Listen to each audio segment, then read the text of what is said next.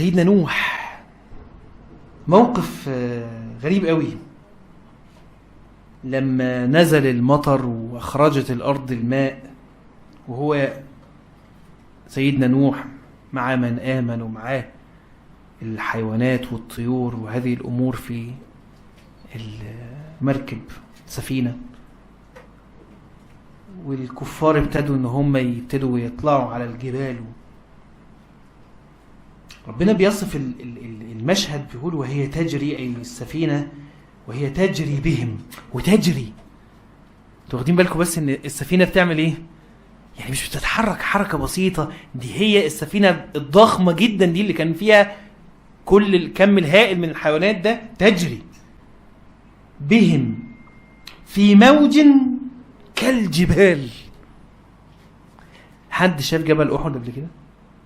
شفت جبل أحد؟ انت متخيل انت لو وقفت قدام بجد قدام موجة قد جبل أحد ده ممكن تعمل ايه؟ يعني منظر يعني هو انت اصلا قبل ما تجي طبعا ده غرق خلاص. يعني اللي جاي عليه موجه قد جبل واحد ده خلاص، ده الله يرحمه كان طيب وان شاء الله ربنا يغفر له كل حاجه تمام.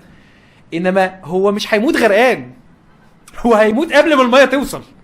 لان انا مش يعني خلاص يعني انا يعني هو انا يعني دي جايه لنا.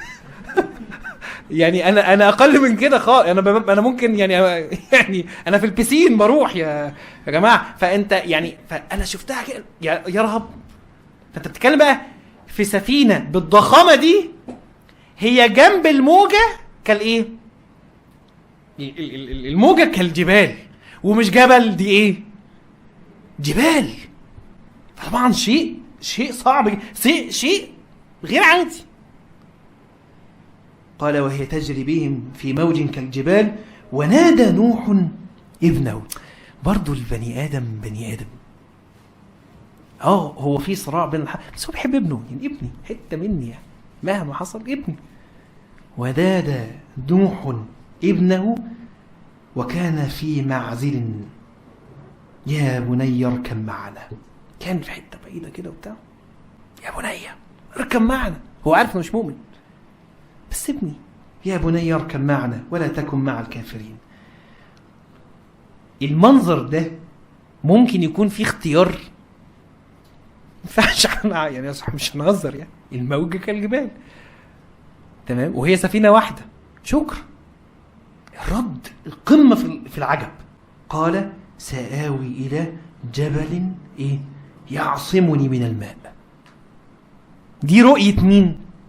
الابن لنفس المشهد.